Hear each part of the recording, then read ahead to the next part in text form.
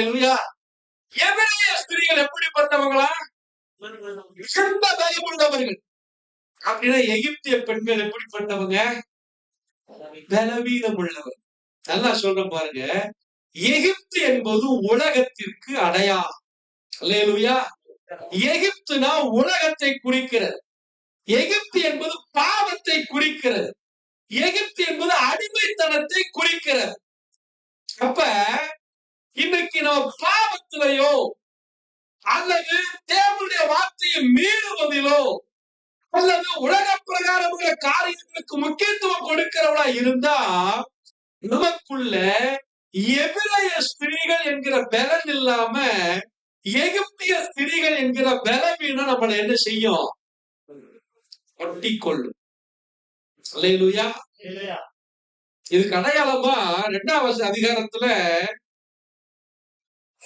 முதல் 2 வசனத்தை வாசிங்க. குடும்பத்தாரில் ஒருவன் விவாகம் பண்ணினார். அந்த ஸ்திரீ கர்ப்பவதியாகி பெற்று கண்டு 3 மாதம் ஒளித்து வைத்தார். அல்லேலூயா. இங்க மோசேயுடைய அம்மா அவளுக்கு இந்த சட்டம் பொருந்தும். என்ன சட்டம் பொருந்தும்? ஆண் பிள்ளைய பெற்றுட்டா இந்த ஆண் பிள்ளைய தூக்கி இப்ப நைல் நதியில என்ன செய்யணும்? போடணும். இப்ப ராஜாவுடைய சட்டத்தை மீறி 3 மாசம் இந்த குழந்தைய என்ன செய்யறானா? ஒழிச்சு வைக்கிறார். நீங்க நல்லா யோசனை பண்ணி பாருங்களேன். இதுல இந்த அம்மாவுடைய பலம் எப்படி இருக்குது அப்படிங்கிற நான் உங்களுக்கு சொல்றேன் பாருங்க. பலன சரீரத்துல மாத்திரம் இருக்கிற பலனை நம்ம என்ன செய்யக்கூடாது? பார்க்க கூடாது. சில நேரத்துல ஞானத்திலையும், சில நேரத்துல அறிவிலும், சில நேரத்துல புத்தியிலும், சில நேரத்துல புத்தியிலும் நம்ம எப்படிப்பட்டவங்களா இருக்கணும்? பலம் உள்ளவர்களாய் காணப்பட வேண்டியது அவசியம். அல்லேலூயா. இப்ப பாருங்களேன், நீங்க நல்லா கவனிங்க. இப்போ ஒரு கல்யாணம் ஆயிடுச்சு அப்படின்னா, சரி வீட்டுக்காரர் வந்துருப்பாங்க. சில நேரத்துல கல்யாணம் ஆகின உடனே கல்யாணம் பண்ணும்போது எல்லாருக்கும் தெரியுற மாதிரி என்ன செஞ்சிடறோம்? கல்யாணத்தை பண்ணிடுறோம் இல்லையா? அதே போல கர்ப்பம் எல்லாருக்கும் என்ன செஞ்சிருது? தெரிஞ்சிடும். கர்ப்பத்தோட வெளியில நடக்கும் போது அதனுடைய அடையாளங்கள்லாம் வெளியில எல்லாருக்கும் நல்லா தெரியும். அதே போல குழந்தை பிறந்துருச்சு அப்படின்னா எல்லாரும் விசாரிக்க வருவாங்க. வருவாங்களா வர மாட்டாங்களா? விசாரிக்க வந்து சில நேரத்துல கேட்பாங்கல்ல, என்ன குழந்தை பிறந்திருக்கு? பையனா பிள்ளையா?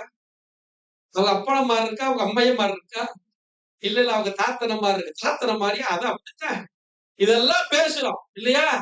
ஆனா இந்த ஆண்பிள்ளைய பெத்து எடுத்த உடனே இந்த அம்மாவுக்கு எப்படி இருந்திருக்கும்? யோசனை பண்ணி பாருங்களேன். இந்த அம்மாவுக்கு எப்படி இருந்திருக்கும்? ஐயையோ, என்னாச்சு? 10 மாசம் சுமந்து பெத்து எடுத்து இந்த பிள்ளைய இன்னைக்கு நான் என்ன செய்யணுமா? நைல் நதிக்குள்ள தூக்கி போடணுமா? நைல் நதியில பாத்தீங்கன்னா பெரிய பெரிய முதலா இருக்குமா? பெரிய பெரிய முதல் அடிச்சு தூக்கி உள்ள போட்டுருவாங்க. அல்லேலூயா. அப்படிப்பட்ட அந்த குழந்தைய தூக்கி உள்ள போட்டாச்சுன்னா என்ன ஆகும்? இந்த அம்மாவுக்கு இருந்த தைரியம் பாருங்க, இந்த அம்மாவுக்கு இருந்த பலனை பாருங்க. 3 மாசம் என்ன செஞ்சிடலாம்? அப்ப இந்த அம்மா 3 மாசம் என்ன செஞ்சிருக்க மாட்டா? வெளியவே வந்திருக்க மாட்டா. 3 மாசம் வெளியவே வந்திருக்க மாட்டா. அக்கம் பக்கத்துல கேட்கிறவங்க கிட்ட எல்லாம் என்ன சொல்லியிருப்பாங்க நமக்கு தெரியாது. குழந்தை பிறந்துச்சுன்னு சொன்னாங்களா? குழந்தை பிறக்கலன்னு சொன்னாங்களா? அடுத்த பக்கத்துல இருக்கிற ஆளுங்க நம்பிக்கைக்குரியவங்களா இல்லையா? ஒன்றும் நமக்கு தெரியாது. ஆனா எபிரேயர் சொல்லும் போது வாசிக்கிறோம், விசுவாசத்தினாலே இந்த பிள்ளைய அவ 3 மாதம் வரைக்கும் என்ன செய்தாளா? சேர்த்து வைத்திருந்தா. அல்லேலூயா. அப்ப நீங்க சரீரத்துல மாத்திரம் இருக்கிற பலனை நீங்க நம்ம பார்க்க கூடாது. சரீரத்துல உங்களுக்கு இருக்கிற பலவீனத்தையும் நீங்க பார்க்க கூடாது. அதான் சொல்லுது, பலத்தினாலும் அல்ல, பராக்கிரமத்தினாலும் அல்ல, என்னுடைய ஆவியினாலே எல்லாம் ஆகும். நம்ம பலவீனமான பாண்டமா இருந்தாலும் சரி, பலமுள்ள மனுஷனா இருந்தாலும் சரி, அவர்களை உபயோகப்படுத்துவதும் பயன்படுத்துவதும் யார் கையில தான் இருக்கு? ஆவியாருடைய கரங்கள்ல தான் இருக்கு. அல்லேலூயா. அப்ப இந்த குழந்தைய இந்த மோசையினுடைய அம்மா நினைச்சிருந்தான்னா அப்பமே இது என்ன செஞ்சிருக்கலாம்? இது எதுக்குடா நமக்கு வம்பு? பார்வோனுடைய ஆட்கள் யாராவது வந்தான்னா நம்ம குடும்பத்தோட என்ன செஞ்சிருவான்? அழிச்சிருவாங்களே, கொன்றுவாங்களே அப்படின்னு பயந்து தூக்கி போனப்ப இவளுக்கு என்ன இருக்குது? சூழ்நிலைகள் இருக்கு. எவன் வந்தாலும் பரவாயில்ல, வரட்டும், ஆண்டவர் இருக்கிறாரு, அதை என்ன செய்யலாம்? நம்ம 3 மாசம் வரைக்கும் ஒழிச்சு வைக்கலாம் அப்படின்னு என்ன செய்யறா? விசுவாசத்தோட ஒழிச்சு வைக்கிறதுக்கு அவளுக்கு அங்க காரியங்கள் அனுகூலமா இருக்கு. 3 மாசத்துக்கு அப்புறம் ஒழிச்சு வைக்க முடியல. ஏன்? குழந்தை சும்மா இருக்குமா? குழந்தையா இருக்கும்போது கூட என்ன செஞ்சுக்கலாம்? ஆமா, ஆட்டி தாளாட்டி எதையாவது ஒண்ணு பண்ணி தூங்க வச்சிடலாம். நாள் போக போக போக இந்த பொடுசுக பண்ற சவுண்ட் என்ன செய்ய முடியாது? அழுகும் போது வெளியில தெரியாம இருக்குமா? அல்லேலூயா. ஆனாலும் அவள் இந்த குழந்தைய காப்பாற்றினாள். அவ பாருங்க, 3 மாசத்துக்கு அப்புறம் இந்த குழந்தைய நம்மளால காப்பாற்ற முடியாதுன்னு தெரிஞ்ச உடனே அவ தூக்கி தண்ணிக்குள்ள போடல.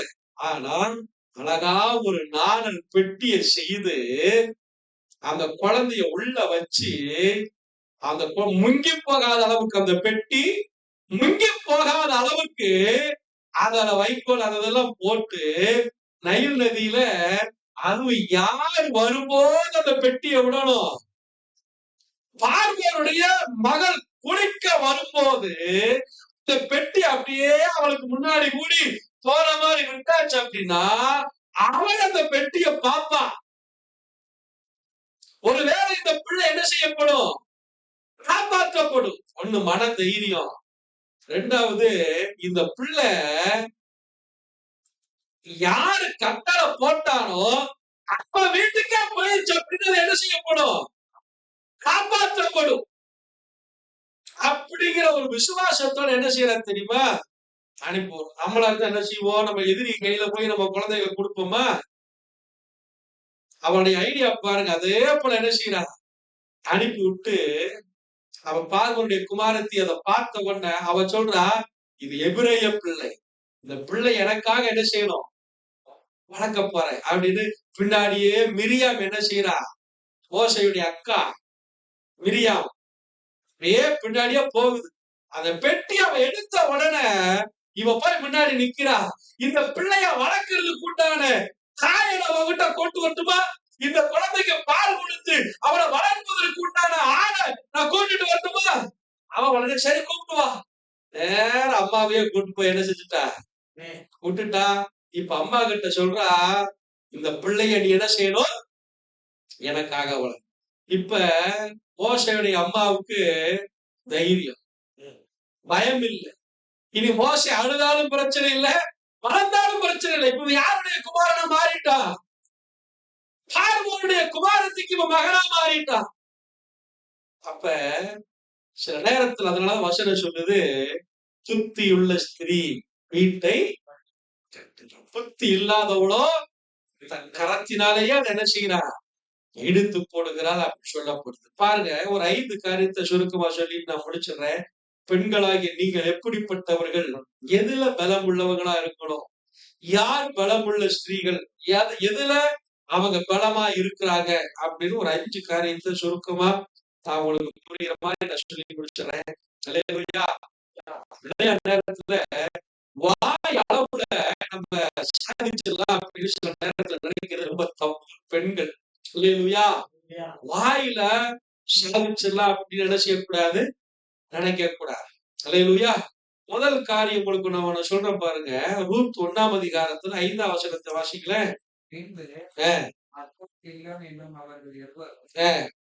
இறந்து போனார்கள். ஸ்ரீ தன் குமாரர் இருவரையும் அஹ் உம் ஆனால் கர்த்தர் தம்முடைய ஜனங்களை சந்தித்து அஹ் அஹ் தேசத்தை கைவிட்டு உம் மருமக்களோட மோகம் தேசத்திலிருந்து திரும்ப வரும்படி எழுந்து உம் தன் இரண்டு மருமக்களோடும் கூட உம் நாளிலிருந்து தலைமை விட்டு புறப்பட்டார். 16 வரைக்கும் வாசிங்க. அதற்கு லோத், நான் உம்மை பின்பற்றாமல் உம்மை விட்டு திரும்பி உம்மை விட்டு திரும்பி போவதை குறித்து பேசவே பேச வேண்டாம். போகும் இடத்தில் நீ போகும் இடத்திற்கு நானும் வருவேன், நீ தங்கும் இடத்திற்கு நானும் தங்குவேன். உம்முடைய ஜனம் என்னுடைய ஜனம், என்னுடைய தேவன். மரணமடை நான் அஹ் அடக்கம் பண்ணப்படுது அஹ் மரணமே அல்லாமல் வேறொன்று உம்மை விட்டு வேற ஒண்ணும் உம்மை விட்டு என்னை பிரிக்க கூடாது. சரியாகவும் அஹ் தீர்மானமும் எனக்கு செய்ய செய்ய கடவர் என்றால் அவள் அவள் தன்னோடு கூட மனதை வர மன உறுதியா இருக்கிறதை கண்டு அப்புறம் அதை குறித்து அவளோட ஒன்றும் பேசவில்லை. அல்லேலூயா. ஃபர்ஸ்ட் இந்த இடத்துல ரூத் உங்களுக்கு ஒரு நல்ல பலமுள்ள ஒரு ஸ்திரீயாக நான் உங்களுக்கு காண்பிக்க விரும்புகிறேன். அல்லேலூயா. இந்த ரூத் எப்படிப்பட்டவள் அப்படின்னா மோவாபிய பெண். அல்லேலூயா. எந்த தேசத்து பெண்ணு? நல்லாத்தான் வாயை திறந்து சொல்லுங்களேன். மோவாப் யாருடைய மகன் தெரியுமா? லோத்துடைய மகன் தான் மோவாப். லோத்து மகனையே என்ன செய்தான்னா, மகனுக்கும் அப்பனுக்கும் பிறந்த சந்ததி தான் இந்த அம்மோனும் மோவாப். ஆண்டவர் மோசே கிட்ட சொன்னார், 10 தலைமுறையானாலும் மோவாப் கர்த்தருடைய சபைக்குள்ள என்ன செய்யக்கூடாது, வரக்கூடாது அப்படின்னு ஆண்டவர் அந்த சந்ததியை குறித்து திட்டமா எச்சரித்து வச்சிருந்தார். அப்படிப்பட்ட சந்ததியில பிறந்த இந்த ரூத் தான் எபிரேய குடும்பத்துல வாக்கப்பட்டு அல்லது கல்யாணம் முடிச்சு மோவாப்தான் இருக்கிறாங்க, இஸ்ரவேலுக்குள்ள வரல. கல்யாணம் முடிச்ச நேரமா என்னமா தெரியல. முதல்ல மாமனார் செத்தாரு, அதுக்கு அடுத்து பார்த்தா மூத்த ஆறு ஒருத்தர் செத்தா, அதுக்கு அடுத்து பார்த்தா இப்ப புருஷன் செத்தா. ஒரே வீட்டுல 3 விதவைகள் இருக்கிறாங்க. இது எப்ப நடந்ததுன்னா, கல்யாணம் முடிஞ்சு சில மாதங்கள் அல்லது வருஷங்களுக்குள்ள என்ன செஞ்சிருச்சு, நடந்துருச்சு. இப்ப ரூத் நகோமி வந்து நம்ம ஊருக்கே போயிடலாம் அப்படின்னு அந்த அம்மா கிளம்புறா. இப்ப 2 மருமக்களும் மாமியார் கூட தான் இருக்குது. மாமியார் சொல்லுது, நீங்க எல்லாம் உங்க தேசத்துக்கு என்ன செஞ்சிருங்க, போயிருங்க. நீங்க பாருங்க எத்தனை தடவை அந்த அம்மா போயிரு சொல்லுன்னு தெரியுமா? 8ஆம் வசனத்தை வாசிச்சா, நீங்கள் இருவரும் உங்கள் தாய் வீட்டுக்கு திரும்பி போங்கள். சரியா? 10ஆம் வசனத்துல என் மக்களே நீங்க திரும்பி போங்க. 12ஆம் வசனத்துல என் மக்களே நீங்க திரும்பி போங்க. 14ஆம் வசனத்துல ஓர்பால் மாமிய முத்தமிட்டு போனாள். 14ஆம் வசனத்துல முத்தமிட்டு போயிட்டா. 15ஆம் வசனத்துல திரும்பி போய்விட்டாலே அப்படின்னு அந்த அம்மா சொல்ற, நீயும் திரும்பி போ. இந்த அதிகாரத்துல இத்தனை தடவை ஒரு பிள்ளைய பார்த்து, ஒரு மருமகளை பார்த்து போயிரு அப்படின்னா எப்படி இருக்கும்? ஒரு நாள் ஒரு மனைவி புருஷன் பொண்டாட்டிட்ட சொன்னா, நீ உங்க அம்மா வீட்டுக்கு போயிரு, உங்க அம்மா வீட்டுக்கு போ, நான் கொஞ்ச நாள் என்ன செய்யறேன், இப்ப அம்மா வீட்டுக்கு போன புள்ள திரும்பி வீட்டுக்கே வரமாட்டேங்கிறேன். ஏன் வரல அப்படின்னு கேட்டா, இவருதான் பாஷையா ஒரு நாள் அம்மா வீட்டுக்கு போ, நான் கொஞ்ச நாளைக்கு தனியா இருக்கிறேன் அப்படின்னு. வருஷங்கள் ஆகி போச்சு, இப்ப வரைக்கும் என்ன செய்ய மாட்டேங்குது. திரும்பி போயிட்டாத்தான் ஆம்பளைகளுக்கு சில நேரத்துல என்ன தெரியுது, வருத்தம் தெரியும். ஐயோ விளையாட்டுக்கு சொன்னோமே, இப்ப என்ன செய்ய மாட்டேங்கிற, பஞ்சாயத்துக்கு மேல பஞ்சாயத்து பண்ணி என்ன ஆக மாட்டேங்குது. ஒரு அம்மா உடம்பு சரியில்லை அப்படின்னு வீட்டுக்கு போச்சு. ஒரு வருஷம் ஆகும்போது திரும்பி வர மாட்டேங்குது. ஏன் அப்படின்னா பிளாஷ்பேக் இப்பதான் வருது. இவர் எங்களை அன்னைக்கு அப்படி பண்ணார், இவர் எங்க பிள்ளைகளை அன்னைக்கு அப்படி பண்ணார். எப்போ? ஒரு 10-15 வருஷத்துக்கு முன்னாடி. உடம்பு சரியில்லைன்னு போன பொம்பளை என்ன செய்ய மாட்டேங்குது? திரும்ப கேட்டாக்க என்னைக்கோ நடந்த சம்பவத்தை வச்சு இன்னைக்கு என்ன பிரச்சனை? இங்க திரும்பி போ திரும்பி போ திரும்பி போன்னு பேசிட்டே இருக்கிறா. ரூத் என்ன செய்யல? இதை குறித்து இனிமேல் என்கிட்ட நீ பேசாத. ஒரே தீர்மானம். ஃபர்ஸ்ட் ரூத் அவளை பலமுள்ளதா மாத்துறது என்ன தெரியுமா? அவள் மனசுக்குள்ள எடுத்த நல்ல தீர்மானம். அதுதான் முக்கியம். தீர்மானம் பெண்கள் நிறைய எடுப்பீங்க. ஆனா அது எப்படிப்பட்ட தீர்மானமா இருக்கணும்? நல்ல தீர்மானமா இருக்கணும். ஆவிக்குரிய தீர்மானமா இருக்கணும். அது குடும்பத்துக்கோ உங்களுக்கோ உங்களை சார்ந்து இருக்கிறவங்களுக்கு எப்படிப்பட்டதா இருக்கணும்? பிரயோஜனமுள்ள தீர்மானமா இருக்கணும். அப்படி எடுத்தீங்க அப்படின்னா நீங்க பலம் உள்ளவர்கள். சொல்றா பாருங்க, இனி இந்த வார்த்தையை குறித்து என்னிடத்துல என்ன செய்யாத, பேசாத. வீட்டுல அம்மாமாருங்க பிள்ளைகளுக்கானாலும் சரி புருஷனுக்கானாலும் சரி, நீ ஜெபம் பண்ணல அப்படின்னா உனக்கு சோறு கிடையாதுன்னு சொல்லி பாருங்க. நீ காலையில எழுந்து பைபிள் படிக்கிறதா நான் அடுப்பே பத்த வைக்க மாட்டேன் அப்படின்னு சொல்லி பாருங்க.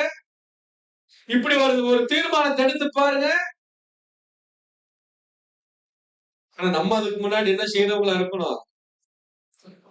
நம்ம ஜெபிக்கிறவங்களா, பைபிள் வாசிக்கிறவங்களா, ஞாயிற்றுக்கிழமை ஆச்சுன்னா எல்லாத்துக்கு முன்னாடி நம்ம ரெடி ஆகுறவங்களா இருந்தா தான் இந்த தீர்மானம் எல்லாம் என்ன ஆகும்?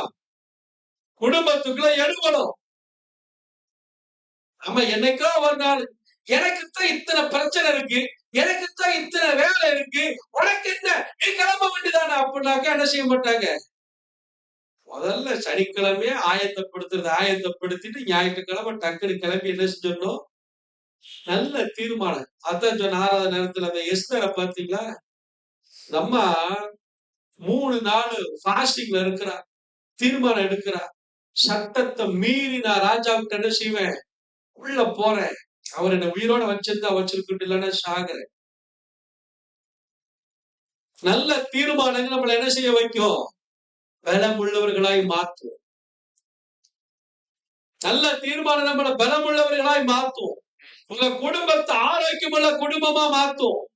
உங்க பிள்ளைகளை நல்ல ஆவிக்குரிய பிள்ளைகளா மாற்றும். நம்ம என்ன செய்யணும்? நல்ல தீர்மானம். வேலைக்கு போகல அப்படின்னா சோறு போட மாட்டேன் அப்படிங்கிறோம்.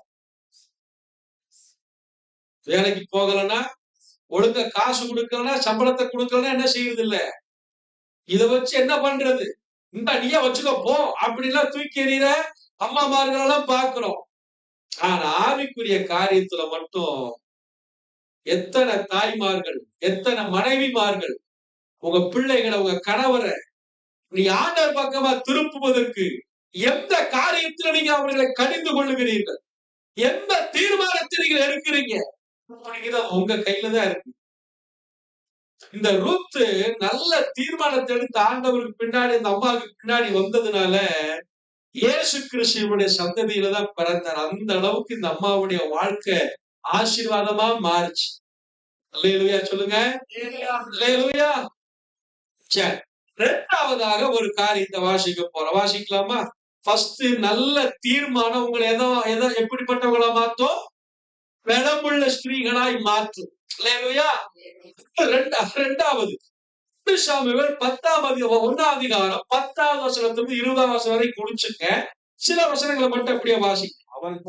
அவள் போய் மனங்கசந்து மிகவும் அழுது கர்த்தரை நோக்கி விண்ணப்பம் பண்ணி, கர்த்தாவே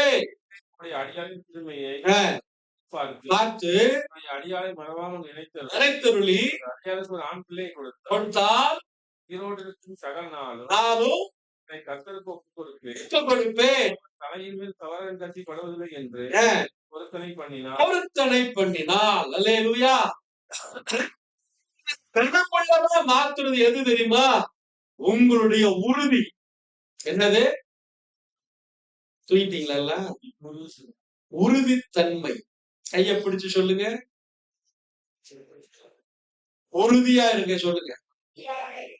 உறுதியா இருக்கிறது எது? எது உறுதியா இருக்கும்? இரும்பா? சரி. கண்மலையத்த ஆண்டவர் சொல்றார். கண்மலையின் மேல் கட்டப்பட்ட வீடு எத்தனை புயல் அடித்தாலும், பெருங்காற்றடித்தாலும், பெருமழை பெய்தாலும் இது என்ன செய்யாதா? செய்யா விடா. இப்ப உறுதி என்பது அசைக்கப்படாததற்கு ஒரு அடையாளம். உங்க விசுவாசம் அப்படி உறுதியா இருக்கணும். அல்லேலூயா. விசுவாசத்துல பலவீனமா இருந்தா கூட நம்ம என்ன செய்யணும்? பலப்படுத்துறவங்களா இருக்கணும். ஸ்திரீகள் நிறைய நேரத்துல நீங்க யோசனை பண்ணி பாருங்களேன். ஆம்பளை வெளியில சிங்கமாட்ட அப்படியே எல்லாம் கடிச்சிட்டு அப்படி இப்படி வரும்போது வீட்டுல உங்க முகர கட்ட கொஞ்சம் அப்படியே தொங்கிது ஒரு மாதிரி இருந்துச்சுன்னு வைங்க, ஆம்பளைகளுக்கு அப்படியே பொசுக்கணும். என்னமோ தெரியலையே, என்னத்த இன்னைக்கு பிரச்சனைகளுக்கு காத்திருக்கிறாரோ. அங்கிருந்து கலகலன்னு வர்ற ஆளு உங்க மூஞ்ச பார்த்த உடனே என்ன ஆயிடுவாரு? சிங்க அசிங்கமா போயிடும். நிறைய வீட்டுல இருக்கிற பிரச்சனை இதுதான். என்ன பிரச்சனை தெரியுமா? மனைவிமார்கள் சில நேரத்துல எப்படி இருக்கிறது இல்ல, ஒரு ஒரு நல்ல ஒரு உறுதியான ஒரு தீர்மானத்தை உங்களுக்கு எடுக்க தெரிகிறது. அப்படித்தான் இருக்கு. உறுதியில ஒரு காரியத்தை பேசுறீங்கன்னா உறுதியா இருக்கணும். ஒரு காரியத்துல எப்படி இருக்கணும்? உறுதியா நிக்கணும். இப்ப உதாரணத்துக்கு இந்த அண்ணால பாத்தீங்கன்னா, இந்த அம்மா எதுல உறுதியா இருந்தாலும் இப்ப நான் அதுல சொல்றேன் பாருங்க. ஃபர்ஸ்ட் என்ன செய்யறா தெரியுமா? 8ஆம் வசனத்தை வாசிங்களேன். அவள் புருஷனாகிய எல்க்கானா அவளை பார்த்து, அன்னாளை ஏன் அணுகிறாய்? அதை விட்டுருங்க. 10 வாசிங்க. அவள் போய் மனம் கசந்து மிகவும் அழுது கர்த்தரை நோக்கி விண்ணப்பம் பண்ணி, அவள் போய் ஆலயத்துல உட்கார்ந்து என்ன செய்தாளா? முதல்ல அவளுக்கு உறுதி என்ன தெரியுமா? என் உறுதிக்கு என் புருஷன் கூட சில நேரத்துல என்னவா இருக்கக்கூடாது, தடையா இருக்கக்கூடாது அப்படின்ட்டு இந்த புருஷனை என்ன பண்ணிட்டானாக்கா, நீ பேசாம என்ன செஞ்சுக்கோ, நீ வீட்டுல இரு, இல்ல அப்படின்னாக்கா என்ன செய்ய, பெண்ணி நாளை கூட பார்த்துட்டு நீ அவன் கூட பேசாம இரு, என்னைய கொஞ்சம் ஃப்ரீயா விடு, நான் இப்ப எங்க போகணும்? ஆலயத்துக்கு போகணும். என் மனசுக்குள்ள இருக்கிற விசாரத்தை, என் மனசுக்குள்ள இருக்கிற வசனத்தை, என் மனசுக்குள்ள இருக்கிற பாரத்தை நான் எங்க கொட்டணும்? சில நேரத்துல உங்களுக்கு உதவியா இருக்கும், உங்களுக்கு நல்லா இருக்கும், நன்மையா இருக்கும் அப்படின்னு சில நேரங்கள்ல யார நினைக்கிறீங்களோ அவங்களாலேயே நம்முடைய உறுதித்தன்மை பாதிக்கப்படும். உங்களால விசுவாசத்துல உறுதியா இருக்க முடியாது. எடுத்த தீர்மானத்துல உங்களால நிலைத்திருக்க முடியாது.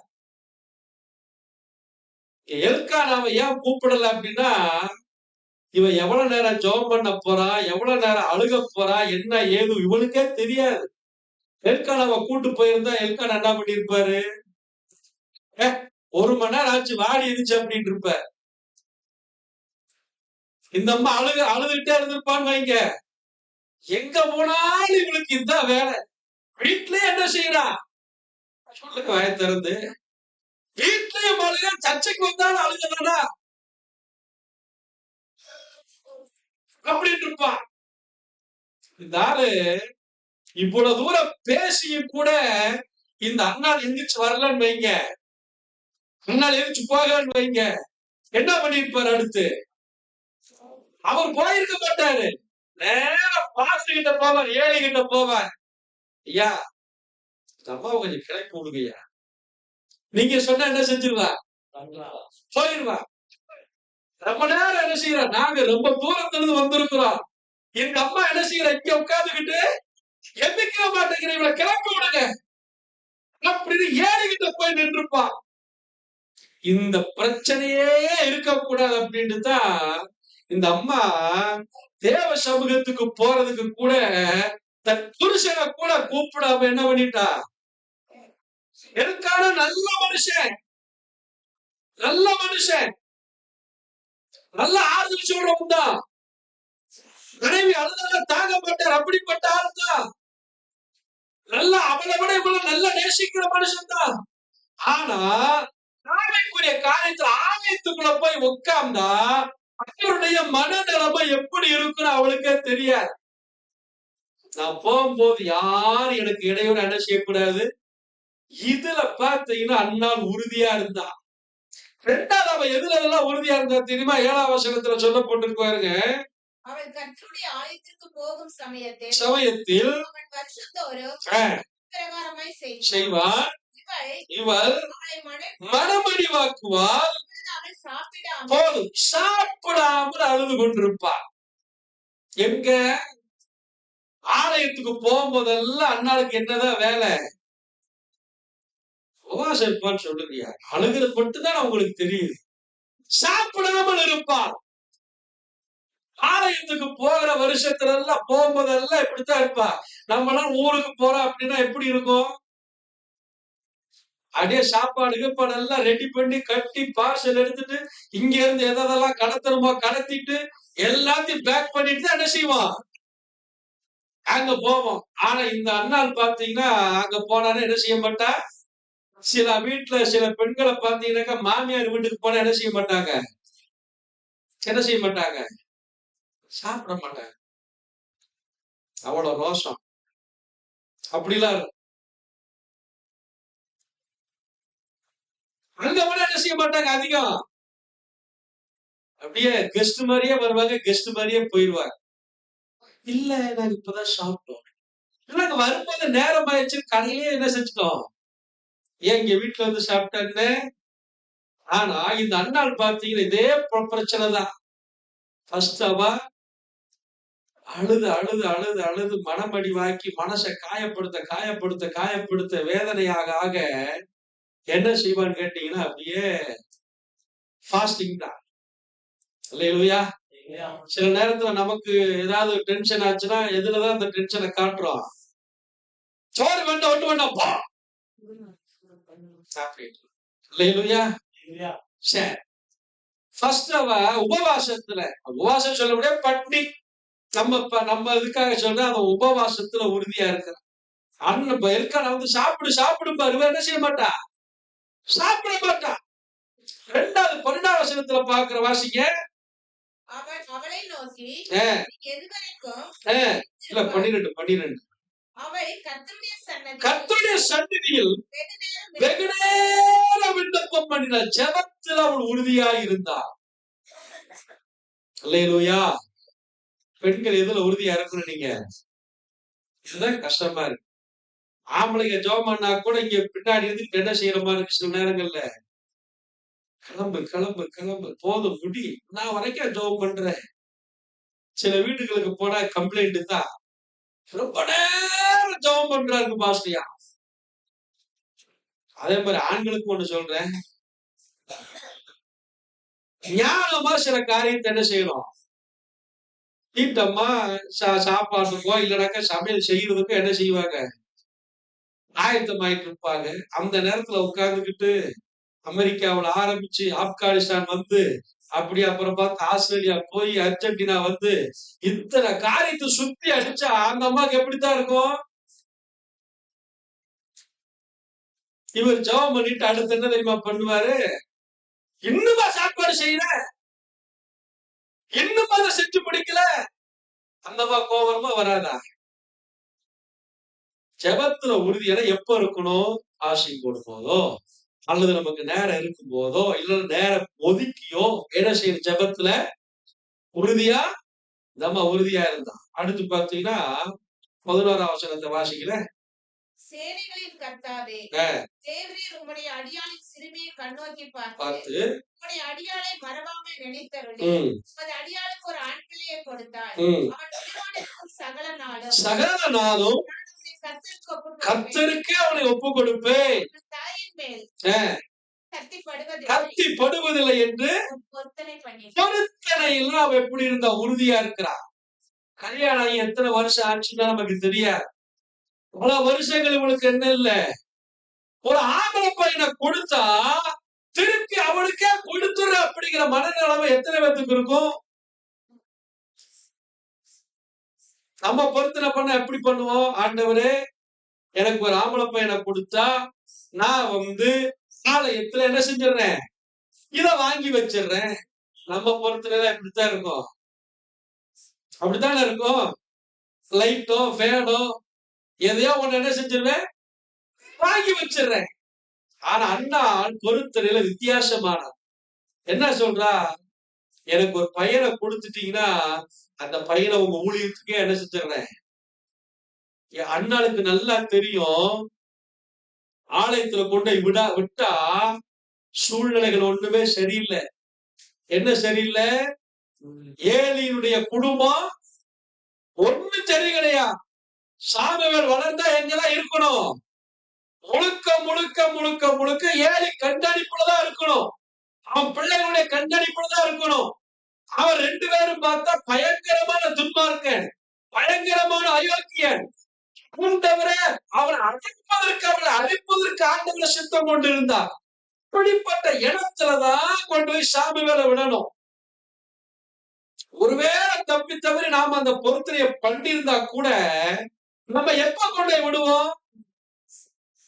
ஆண்டவரே எப்படியே 12வது படிச்ச உடனே நான் என்ன செஞ்சிடறேன் அப்படி 12வது வந்த உடனே சொல்லுவோம், ஆண்டவரே அவன் காலேஜ் முடிச்ச உடனே என்ன செஞ்சிடறேன், கொண்டு போய் விட்டுறேன் அப்படிப்போம்.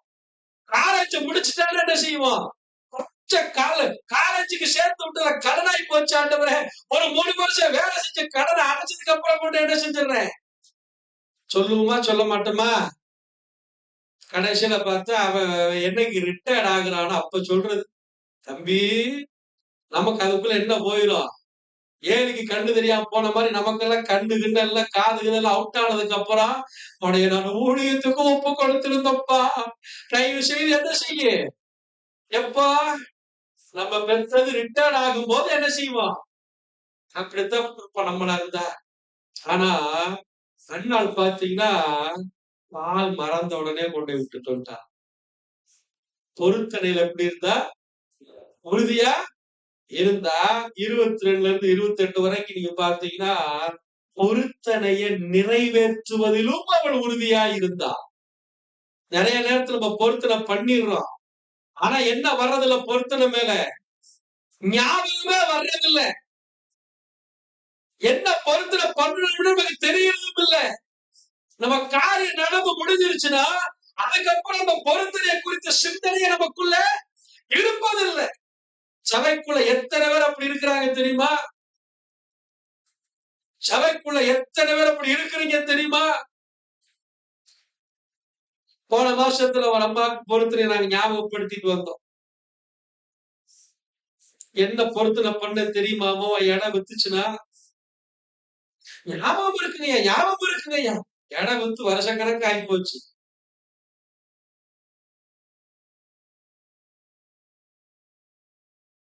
ஒண்ணும் இல்லை. அதனால பாத்தீங்கன்னா பையனுக்கு 1 மாசம் வேலைக்கு போனா என்ன செய்யுது, அடுத்த மாசம் வேலை இல்லை. நினைக்கிறத செய்யணும்னு நினைக்கிற காரியம் எதுவுமே செய்ய மாட்டேங்குது. இதே போல நம்ம எத்தனை பேர் நம்மள உனக்கு பொருத்தனை பண்ணுன்னா சொல்லல, பொருத்தனையில யாராத்தான் பண்றது, நம்மளாத்தான் பண்றோம். ஆனா நம்ம பண்ணின பொருத்தனைய ஆண்டவர் பார்க்கிறார், அதை அங்கீகரிக்கிறார். அதனாலதான் சொல்றாரு, ஆபத்து காலத்துல உன்னதமானவருக்கு ஒரு பொருத்தனையை செலுத்தி நோக்கி கூப்பிடு. ஒரு இக்கட்ல பிரச்சனையில பொருத்தனை பண்ணுங்க. அது ஆண்டவரை நெருங்கி சேருவதற்கு ஒரு வழி. அப்படியா ஆண்டவர்கிட்ட நம்ம சேர்றோம், பேசுறோம், அவரை சார்ந்து கொள்றோம் அப்படிங்கிறதுக்கு அது ஒரு அடையாளம். ஆனா காரியங்கள் நமக்கு கைகூடி வந்த பிறகு பண்ணின பொருத்தனை நம்ம என்ன செஞ்சிடலாம், மறந்து. சில நேரத்துல சிலர் இருக்கிறாங்க, காரியம் நடக்கிறதுக்கு முன்னாடியே பொறுத்தின நிறைவேற்றி இப்படி பொறுத்தின பண்ணிருக்கிறேன் பாஸ்டையா. இன்னும் நடக்கல, ஆனா காரியத்தை நான் என்ன செஞ்சிடறேன், பொறுத்தினைய நிறைவேற்றிடுற. அப்படி நிறைவேற்றுறவங்க சபைக்குள்ள உண்டு. நமக்கு ஒரு காரியம் நடந்த பிறகு அந்த காரியத்தை அதுக்கடுத்து நமக்கு எப்ப அனுகூலமா வருதோ எப்ப செலுத்துறேன், எனக்கு பொறுத்துல ஞாபகத்துலதான் இருக்குது, நான் அதை மறக்கல அப்படின்னு சொல்றவங்களும் உண்டு. ஆனால் பொறுத்தலை செய்த உடனே அந்த காரியம் நமக்கு வாய்க்கப்பட்ட உடனேயே நம்ம என்ன செஞ்சிடணுமா, அதை தாமதிக்காம செலுத்தணும். ஆண்டவர் நியாயப்பிரமாணத்துல அப்படித்தான் எழுதி வச்சிருக்கிறார். நீ செலுத்துவதற்கு என்ன செய்யாத, தாமதிக்காத. இதைய வாய்ப்பு செய்யணும் பேசிட்டா அப்படின்னு சொல்லாத. பொறுத்தின நேரத்துக்கு கொண்டால் அந்த காரியத்தை என்ன செஞ்சிரு, செய்து முடிச்சு.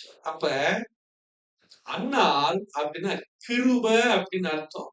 என்ன அர்த்தம், கிருபன்னு அர்த்தம். இந்த கிருப நமக்குள்ள நாளுக்கு நாள் பெருகிட்டே இருக்கணும். அப்படின்னா ஜெபத்துல உறுதி, பொறுத்தலையில உறுதி. சொல்றா, வெகு நேரம் விண்ணப்பம் பண்ணினா நமக்கு அரை மணி நேரம் தாண்ட மாட்டேங்குதுல. சில நேரத்துல அரை மணி நேரமே எப்படி இருக்குது, ரொம்ப நேரமா தோணுது. வெகு நேரம் ஏறி உட்கார்ந்து உட்கார்ந்து உட்கார்ந்து உட்கார்ந்து பார்த்து கடைசியில முடிவே பண்ணிட்டார். இவன் நல்ல நல்ல நிலைமையில இவன் வந்து என்ன செய்யல, ஜெபம் பண்ணல. சில நேரங்களை பாருங்க, இந்த குடிகாரங்களை நீங்க பார்த்தீங்கன்னா தெரியும். குடிக்காம இருந்தான்னா வீட்டுல ஒரு சத்தம் இருக்காது, இருக்கவே தெரியாது. குடிச்சிட்டு வந்தான்னா முழுவதும் விடிய காலம் வரைக்கும் என்னதான் இருக்கும், ஒரே பாட்டாத்தான் இருக்கும், இல்லைன்னா ஒரே புலம்பலா இருக்கும். கேட்பாங்க, என்ன நேற்றுக்கு உங்க வீட்டுக்காரர் விடிய விடிய, ஆமா என்ன பண்றது அப்படிம்பாங்க. அப்ப ஏலி அப்படித்தான் நினைக்கிறான், இவ குடிச்சிட்டு வந்து என்ன செய்யறா, நேரம் போறதே தெரியாம உட்கார்ந்து இருக்கிறான் அப்படிங்கிற மாதிரி. அப்படி கிடையாது. அவள் பரிசுத்த ஆவியினாலே, பரிசுத்த ஆவிக்குள்ள தன்னுடைய மனதுக்குள்ள இருக்கிற பாரத்தை எல்லாம் இறக்கி வைக்கணும். அப்படிங்கிறது எப்படி இருந்தா, உறுதியா இருந்தா. உங்க பாரத்தை இறக்கி வைக்கிறதுக்கு நீங்க என்ன செய்யணும், ஒரே இடம் தேவ சமூகம் தான். இப்ப புருஷனை கூட கூப்பிடல, நம்ம பிரச்சனைய போய் பக்கத்து வீட்டுல சொல்லி, அங்க சொல்லி, இங்க சொல்லி, அப்படி பார்த்து இப்படி பார்த்து கடைசியில அவங்க 1 ஆக்கி 9 29 ஆக்கி கடைசியில பார்த்தாக்க நம்ம காதுக்கு எப்படி வரும். பெண்கள் ரகசியத்தை சில நேரத்துல என்ன செய்யணும், காத்துக்கொள்ள வேண்டியது அவசியம். அல்லேலூயா. அப்ப ரூத் எதுல உறுதியா இருந்தா, தீர்மானத்துல உறுதியா இருந்தா. அண்ணா ஆவிக்குரிய எல்லா காரியத்திலும் எப்படி இருந்தா, உறுதியா இருந்தா. அசைக்கப்படுது. அவளுடைய எந்த விசுவாசமோ ஜபமோ, ஊழியக்காரனே வந்து அவளை பேசினாலும் திட்டினாலும் என்ன செய்யலையா, மனம் தளராதபடிக்கு என் பொருத்தனைக்காக தேவ சமூகத்துல உட்கார்ந்து இருக்கிறேன், என்னுடைய அவமானம் நீங்குவதற்காக தேவ சமூகத்துல உட்கார்ந்து இருக்கிறேன், என் நிந்தை மாறுவதற்காக தேவ சமூகத்துல உட்கார்ந்து இருக்கிறேன். யார் என்ன சொன்னாலும் என்ன செய்ய மாட்டேன், நான் கலங்க போவதில் சில உறுதியா இருந்த. 3வது எதுல தெரியுமா, கிரியைகளில் வெளிப்படுத்துகிற ஸ்திரீகளா இருக்கணும். எதுல, கிரியை. கிரியைன்னு என்ன, செய்கை. செயல்பாட்டுல என்ன செய்யணும், எதையும் வெளிப்படுத்தி கர்த்தரை மகிமைப்படுத்துறவங்களா இருக்கணும். யாத்திராகம புஸ்தகத்துல 35ஆம் அதிகாரத்தை திருப்பிங்க. இந்த 35ஆம் அதிகாரத்துல ஒரு 4 விதமான ஸ்திரீகளுடைய பேரை ஆண்டவர் இங்க போட்டிருக்கிறார். 4 விதமான ஸ்திரீகள் ஆண்டவர் அங்க சொல்றார். 22 வாசிங்களேன். மனப்பூர்வமுள்ள ஸ்திரீ, மனப்பூர்வமுள்ள ஸ்திரீ. அல்லேலூயா. இப்ப மோசே கிட்ட ஆண்டவர் என்ன செய்யறாருன்னா, சீனாய் மலையில பேசுறார். ஆசரிப்பு கூடாரத்தை கட்டணும், அதுக்கு நீ இதெல்லாம் செய்யணும், இதெல்லாம் நீ ஜனங்கள்கிட்ட கேட்கணும், இப்படி எல்லாம் நீ பண்ணணும் அப்படின்னு மோசே கிட்ட ஆண்டவர் என்ன பண்ணிருக்கிறாரு, எல்லா காரியத்தையும் வெளிப்படுத்தி வைத்திருக்கிறார். அல்லேலூயா.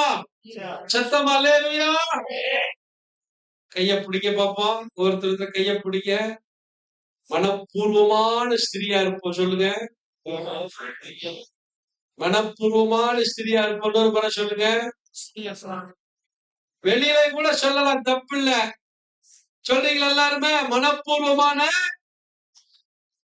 வாயே திறக்க மாட்டேங்கிறீங்களே ஏசப்பா.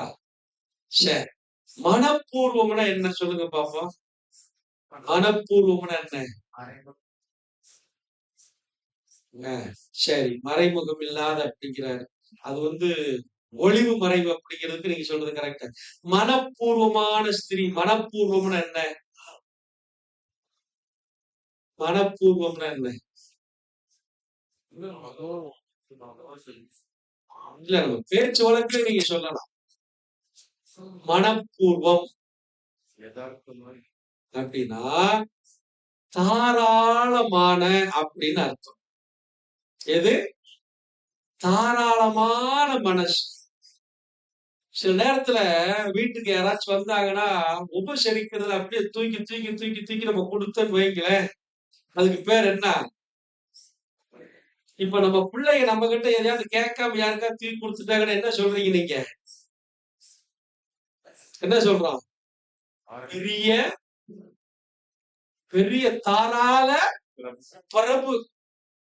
கேட்டாங்கன்னா அவன் தூக்கி என்ன செஞ்சிருவாரா? கொடுத்துருவானா? ஒரு வார்த்தை கேட்கணும்னு தோணல, அந்த அறிவு இல்ல அப்படின்னு எத்தனை பேச்சு பேசுறோம். அப்படின்னா என்ன அர்த்தம்? அவ்வளவு தூரம் பேசுறோம்னா என்ன அர்த்தம்? நமக்கு அந்த மனசு இல்லைன்னு அர்த்தம், இல்லையா? இங்க ஆண்டவருடைய ஊழியத்தை செய்வதற்கு இங்க பாருங்க, புருஷரை ஆண்டவர் 2வதா தான் வைக்கிறார். புருஷர் ஆண்களை எப்ப எதுல வைக்கிறாரு? 2வதா தான் வச்சிருக்கிறாரு. ஸ்திரீகளை ஃபர்ஸ்ட் சொல்றாரு.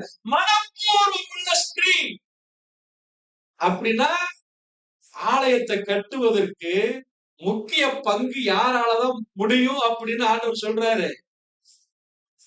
பெண்கள் மனசு வச்சீங்கன்னா தான் அந்த காரியமே நடக்கும்.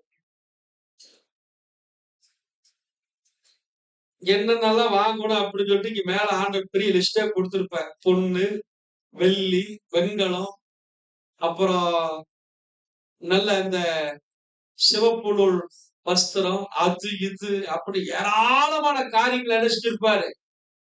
ஆண்டவர் சொல்லியிருப்பார். ஆண்கள் நகை அதிகமா போடுறாங்களா, பெண்கள் நகை அதிகமா போடுறீங்களா?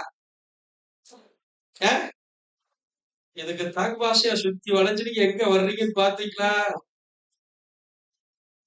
உங்களுடைய சகோதரிமார் ஒரு சிலருக்காக நான் ஆண்டவர் அதிகமா ஸ்தோத்திரம் பண்றேன், நன்றி சொல்றேன். அவங்களுக்கு தங்களுடைய நகைகளை ஆலயத்திற்காக என்ன செஞ்சாங்க?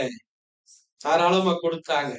தங்க நகை கொடுத்தாங்க, வெள்ளி நகைகளை கொடுத்திருக்கிறாங்க. இன்னும் நீங்க எல்லாம் கொடுக்கணும் அப்படிங்கிறதுக்காகத்தான் நான் ஜெபம் பண்ணிட்டு இருக்கிறோம். சோத்திரமா. அல்லேலூயா. இப்ப இத சில நேரத்துல பாத்தீங்கன்னா பேசுவோம், ஜெபம் கூட பண்ணுவோம். எல்லாம் அப்படி ஆண்டவர், எப்படி ஆண்டவர், தாங்க ஆண்டவர், செய்யுங்க ஆண்டவர், அங்க அப்படி நடந்துச்சு, இங்க எப்படி நடந்துச்சு. ஆனா நம்முடைய மனசுக்குள்ள என்ன இருக்காது? நம்முடைய மனசுல என்ன இருக்காது? அதை செய்யணும் அப்படிங்கிற எண்ணம் வராது.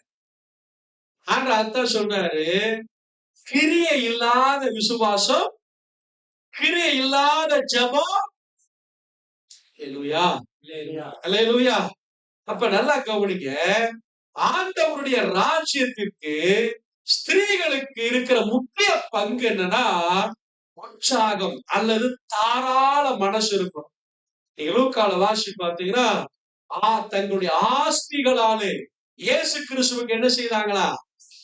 ஊழியம் செய்து கொண்டு வந்த ஸ்திரீகள் என்று சொல்லப்படுது. ஆஸ்திகளால ஆண்டவருக்கு என்ன செஞ்சாங்களா? ஊழியம் செய்தாங்க. நம்முடைய உள்ளத்துக்குள்ள ஏதாவது ஆண்டவர் உணர்த்துறாரு, பேசுறாருன்னா தெரியாம உங்க உள்ளத்துல பேசுற ஆண்டவர் அவங்க உள்ளத்துல கட்டாயம் பேசுவார். நீ என்ன செய்யணும்? அவர் எதிர்ப்பு தெரிவிச்சா கூட என்ன செய்யணும்? அவர் ஆண்டவரை என் உள்ளத்துல இப்படி உணர்வை தந்திருக்கிறீங்க, அவருக்குள்ளயும் அப்படிப்பட்ட உணர்வு என்ன செய்யுங்க, நீங்க தாண்டி ஜெபம் பண்ணணும். இந்த ஆள்கிட்ட கேட்டா கொடுக்க மாட்டான் பாஸ்டியா, அதனால தெரியாம கொண்டு என்ன செஞ்சிருக்கிறேன், அப்படி போட்டிருக்கிறேன் அப்படின்னு சொல்லி நாளைக்கு வேற ஏதாவது எக்கு தப்பாகி கடைசியில நம்ம என்ன செய்யக்கூடாது, இந்த மாதிரி இருக்கக்கூடாது. உற்சாகம்னா கொடுக்கறதுல மாத்திரமல்ல, எல்லா காரியத்திலும் எப்படி இருக்கணும், மன பூர்வமா. 2வது 25ஆம் வசனத்தை வாசிங்க. ஞான இருதயமுள்ள ஸ்திரீகள். ஞான இருதயமுள்ள ஸ்திரீகள் அங்க சொல்லப்படுது. பலம் உள்ளவங்க எப்படிப்பட்டவங்களா இருப்பாங்க, தாராளமா இருப்பாங்க. ஞான இருதயமுள்ள ஸ்திரீ என்னன்னா அந்த இடத்துல என்ன சொல்லப்பட்டிருக்குதுன்னா, திறமை வாய்ந்த ஸ்திரீகள். ஆண்டவருடைய ஆலயத்துக்கு யார் தேவை, ஆண்டவருடைய ஆலயத்தை கட்டுவதற்கு யார் தேவை, நம்ம எல்லாரும் எப்படிப்பட்டவங்களா மாறணும். ஆண்டவரே நானும் உங்க ஆலயத்தை கட்டணும், அதற்குண்டான திறமைகளை தாளந்துகளை எனக்கு என்ன செய்யுங்க தாங்கன்னு நம்ம ஆண்டவர்கிட்ட கேட்கணும். ஆண்டவர் யாருக்குமே ஒரு தாளந்து கூட கொடுக்காம விடுகிறவர் அல்ல. நம்ம அந்த பூமியில பிறக்க பண்ணி இருக்கிறாருன்னு சொன்னா நம்ம எல்லாருக்குள்ள கண்டிப்பா என்ன இருக்கு, திறமைகளை ஆண்டவர் வைத்திருக்கிறார். ஏதாவது ஒன்று செய்வதற்கு, ஏதாவது ஒன்று கொடுப்பதற்கு ஆண்டவருக்கு என்ன வச்சிருக்கிறாரு, திறமைகளை வைத்திருக்கிறார். அல்லேலூயா. 3வது 26ஆம் வசனம். எந்த ஸ்திரீகளுடைய இருதயம் ஞான எழுப்புதல் அடைந்ததோ. ஞான எழுப்புதல்னா என்ன போட்டிருக்கிறாங்கன்னா, உள்ளான ஆர்வம் என்று போட்டிருக்கிறாங்க. நமக்குள்ள அந்த எழுப்புதல் எல்லாம் பாஸ்டியா அப்படி நம்ம சொல்லிடக்கூடாதுங்கிறதுக்காகத்தான் இங்க இன்னொரு பைபிள்ல எப்படி போட்டிருக்கிறாங்கன்னா, உள்ளான ஆர்வம் உடைய பெண்கள். ஆலயத்தை கட்டுவதற்கு என்ன வேணும், அம்மா வாயை திறங்கம்மா கொஞ்சம்.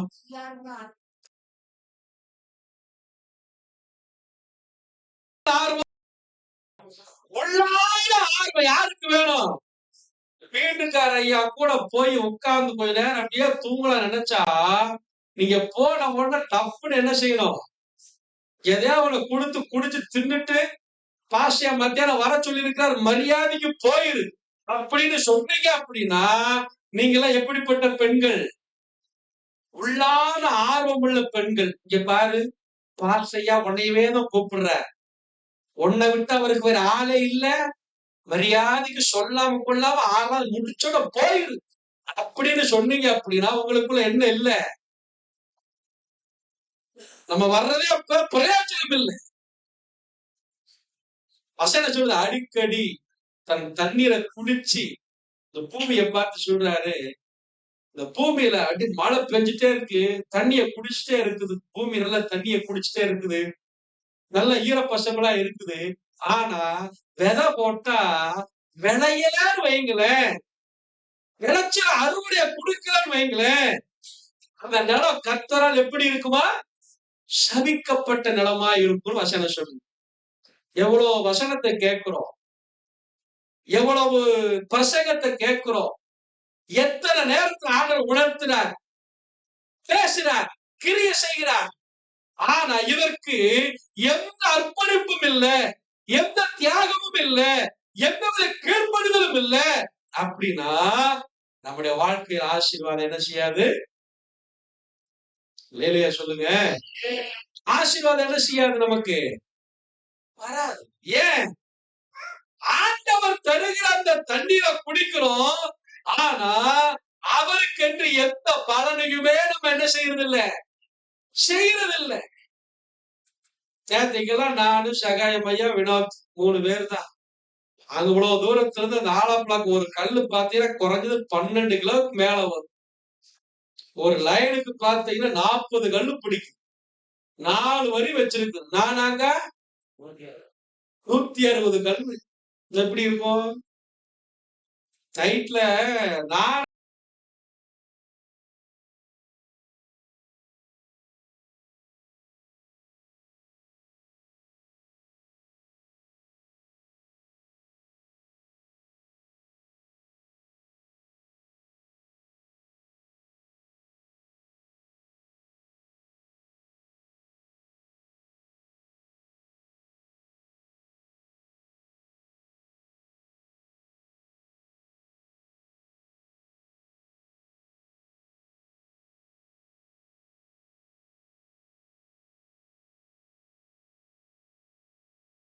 விக்கி இருந்தா அவர் இருக்கிற அவருக்கு தெரியும்.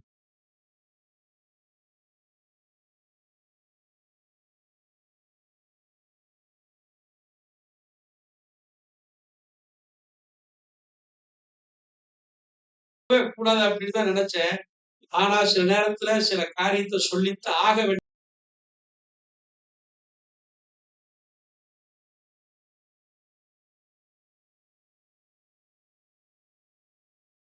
கர்த்தருடைய ஆலயத்தின் அலங்கத்தை கட்டுறதுக்கு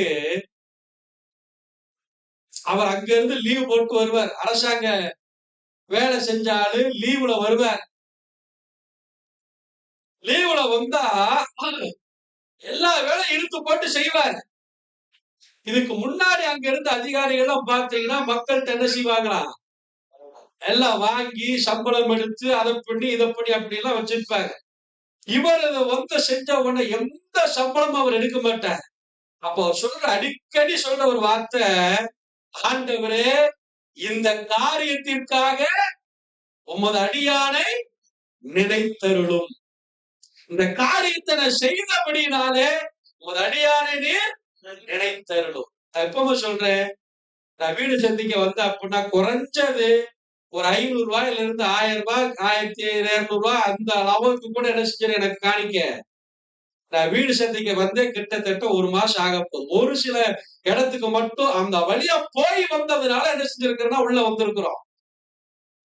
நீங்க பாஸ்டேக் நிறைய வந்துருச்சு, அதனாலதான் அவர் என்ன செய்ய மாட்டேங்கிறாரு. அப்படி நினைச்சிடாதீங்க தப்பி தவறி. இந்த நேரத்துல அப்படி உட்கார்ந்தாக்கா எந்திக்க முடியறது இல்லை. உடம்பு வலி அந்த அளவுக்கு. ரெகுலரா செஞ்சுட்டே இருக்கு.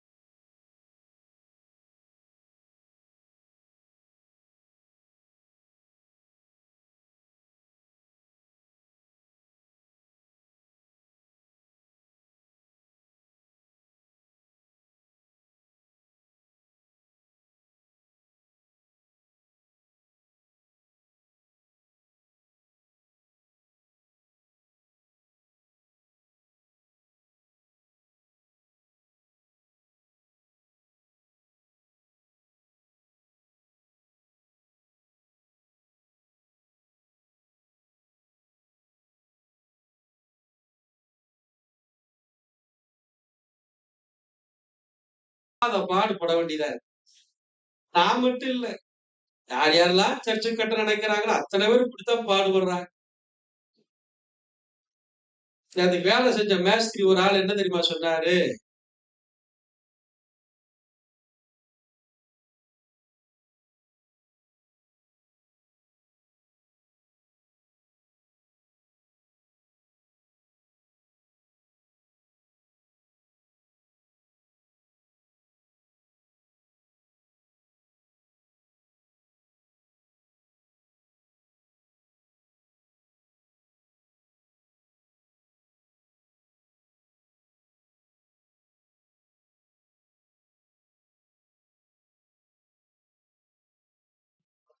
இழுத்துட்டே போயிட்டே இருக்கு. அப்ப செய்யறவங்களே வர்றாங்க, நான் அவனை தப்பு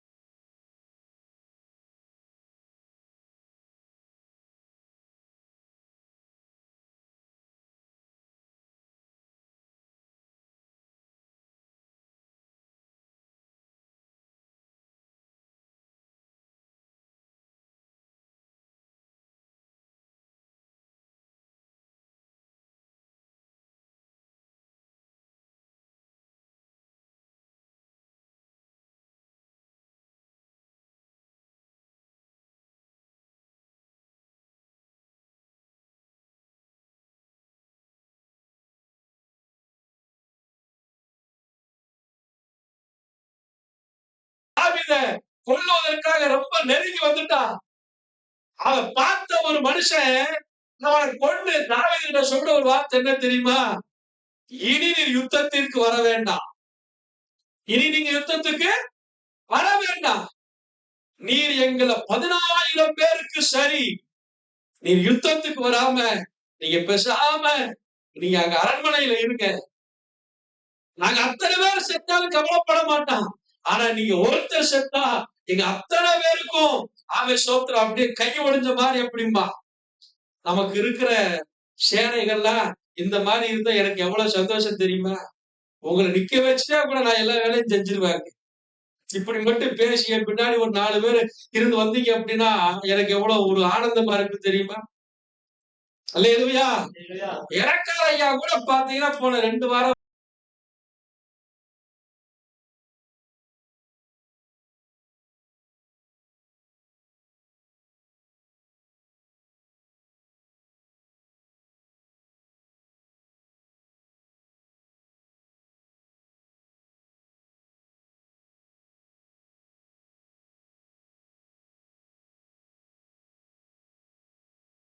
செஞ்சா அப்படின்னா சீக்கிரத்துல அது நடக்கும். அல்லேலூயா, அல்லேலூயா. சரி, அடுத்து 29ஆம் வசனத்துல சொல்லப்பட்டிருக்கு பாருங்க. இருதயத்தில் உற்சாகம் அடைந்த ஸ்திரீகள். அல்லேலூயா. இருதயத்துல இருந்து உற்சாகம் வரணுமா? சில நேரத்துல ஏன் இந்த வார்த்தை ஆண்டவர் எழுதியிருக்கிறார் தெரியுமா? பிரசங்கத்தை கேட்டு உணர்ச்சி வசத்துல உற்சாகம் வரும், மூளையில உற்சாகம் வரும், வார்த்தையில உற்சாகம் வரும். வீட்டுக்கு போன உடனே மனசு சொல்லும், வேண்டாம் விடு, வேண்டாம் விடு. அப்ப உற்சாகம் எதுல இருந்து வரணுமா? இருதயத்திலிருந்து உற்சாகம் வரும். அப்ப இந்த ஒரு அதிகாரத்திலேயே 4 விதமான ஸ்திரீகளை பத்தி ஆண்டவர் அழகா எழுதி வச்சிருக்கிறார். ஒண்ணு தாராளமான ஸ்திரீகள், தாராளமா கொடுக்க வேண்டிய ஸ்திரீகள். 2வது திறமை மிக்க ஞான இருதயம், திறமையான ஸ்திரீகள். 3வது உள்ள ஆர்வம், ஞான எழுப்புதல் அடைந்த உள்ள ஆர்வம் உள்ள ஸ்திரீகள். இருதயத்துல உற்சாகமான ஸ்திரீ. இவங்களால ஆலயம் என்ன தேசத்தையே கட்டி எழுப்பலாம். அல்லேலூயா. இந்த ஸ்திரீ இப்படிப்பட்ட சுபாவம் உங்களுக்குள்ள இருந்தா நீங்க பலமுள்ள ஸ்திரீகள். இப்படிப்பட்ட சுபாவம் உங்களுக்குள்ள இருந்தா நீங்க எபிரேய ஸ்திரீகள். சில நேரத்துல பெண்கள் எவ்வளவுதான் உற்சாகமா வீட்டுக்காரர்கிட்ட பேசினாலும் அவங்க சில நேரத்துல என்ன செய்ய மாட்டாங்க? போதும் போதும் நிறுத்து அப்படின்ற ஒரே வார்த்தை. அவன் 6 நாளா கஷ்டப்பட்டு வந்து நொந்து நூலா போய் உட்கார்ந்து இருக்கிற, ஞாயிற்றுக்கிழமை ஒரு நாள் தான் நமக்கே இருக்குது.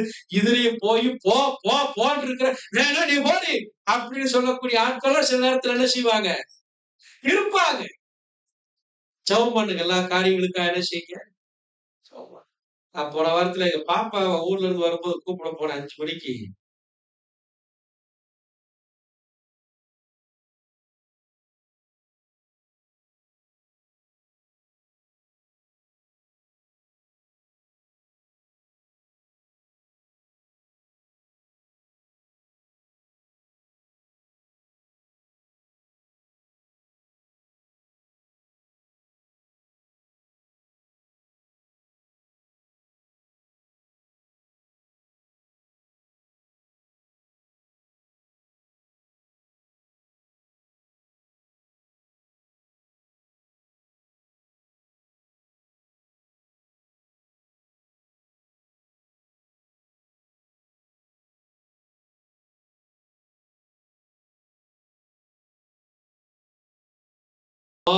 ஏழாவது நாள் நமக்கு என்ன தப்பு இல்லை, ஓய்வு எடுக்கிறது தப்பு கிடையாது. ஆனா 6 பேருமா சேர்ந்து நம்ம என்ன வாரம் போய் செய்ய போறோம்?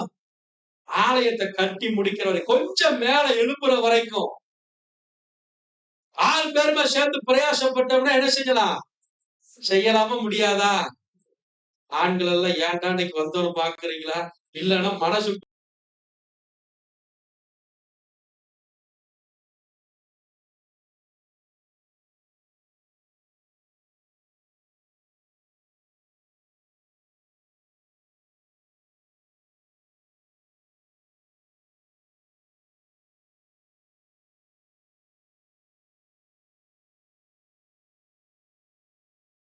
வாசிக்கலாமா? அடுத்து நீதிமொழிகள் 12:4.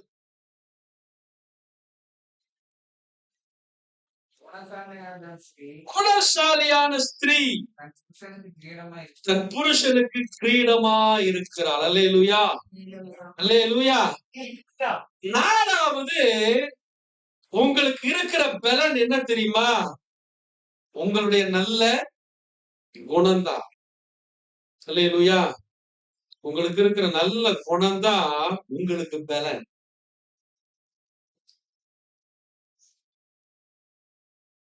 நல்ல குணம் தான் நான் பெண்களுக்கு எது பலன். நல்ல குணம்லாம் என்ன சொல்லுங்க பாப்போம்.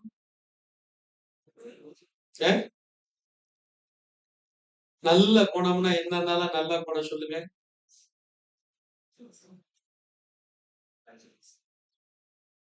தன்மை, உற்சாகப்படுத்துறது,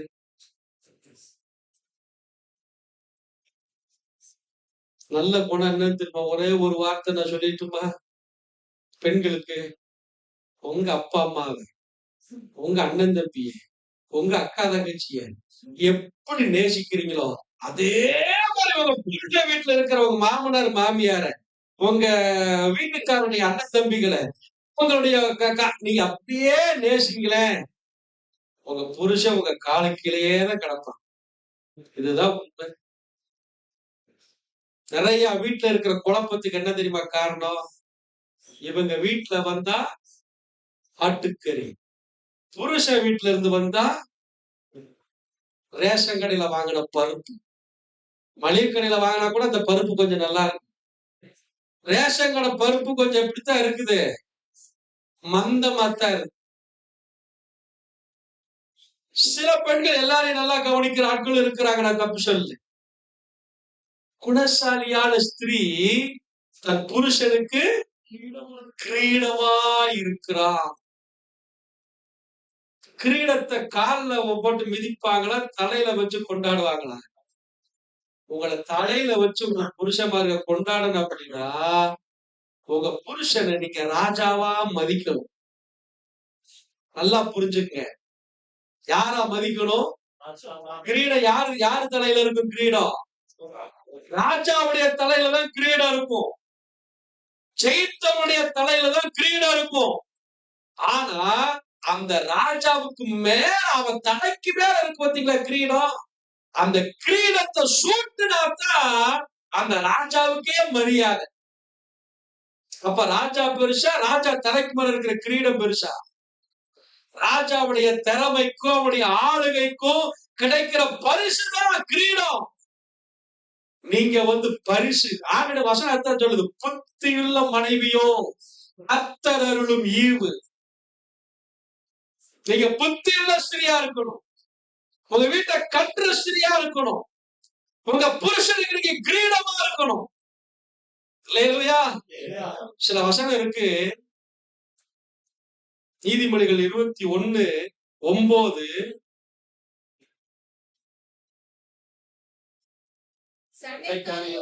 சட்டைக்காரியோட பெரிய பங்களாவில குடியிருப்பதை பார்க்கிலும் கூரை வீட்டுல ஒரு மூலையில தங்கி இருக்கிறது நலமா?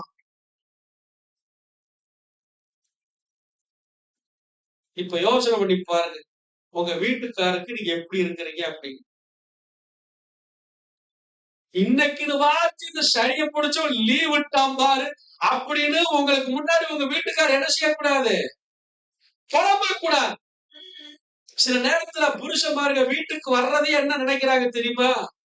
ஏன்டா போறோம், அந்த மாதிரிலாம் இருக்கக்கூடாது. வீட்டுக்கு போனாக்க என்ன செய்யணும்? உங்க வீட்டுக்கு வரும்போது ஒரு ஆர்வத்தோட வர்ற மாதிரி நடக்கணும் பெண்கள். அது உங்க கையில தான் இருக்கு. சில நேரத்துல ஆம்பளைகிட்ட சண்டைக்கு காரணத்தை தேடுறது எப்படி தெரியுமா தேடுவாங்க? சில ஆட்கள் நான் சொல்றேன் கேளுங்க, அப்படியே பக்கத்துல வர்றது, ஒண்ணுமே பேச மாட்டாங்க. அதான் பிரச்சனையே. பக்கத்திலே வர்றது, ஆனா என்ன செய்யாது, இங்க அப்படியே புளிய கரைக்கும். என்னடா அது, ஒண்ணு வாயை திறக்க மாட்டேங்கிறாங்களே, என்னத்தையாவது ஒண்ணு சொல்லி தொலைச்சு அப்படியே என்ன செய்யலாம், அப்படியே என்ன தெரியுமா பண்ணுவாங்க, இந்த 2 வருஷத்துக்கு முன்னாடி ஊருக்கு போனோம்ல. எத்தனை வருஷத்துக்கு முன்னாடி? 2 நிமிஷத்துக்கு முன்னாடி நல்லாதான் இருப்ப. 2 நிமிஷத்துக்கு முன்னாடி நல்லா இருக்கிற ஆளு 2 வருஷத்துக்கு பின்னாடி போகும் பாருங்க. இவனுக்கு என்ன செஞ்சா, என்ன பேசினா, என்ன ஒண்ணுமே மண்டையில இருக்க. நம்ம ஆளுகளுக்கு மண்டையில இருக்கிறதெல்லாம் என்ன தெரியுமா இருக்கும்? இப்ப நான் புலம்புன பார்த்தீங்களா? சர்ச்சில் எதையாவது ஒண்ணு என்ன செய்வோம்?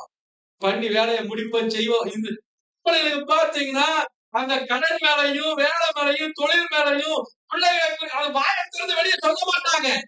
நீங்க நல்லா புரிஞ்சுக்கணும் ஆம்பளைகளை. வெளியே அவங்கெல்லாம் வாயை திறந்து பேச மாட்டாங்க. மனசுக்குள்ளேயே வச்சு ஓடும்.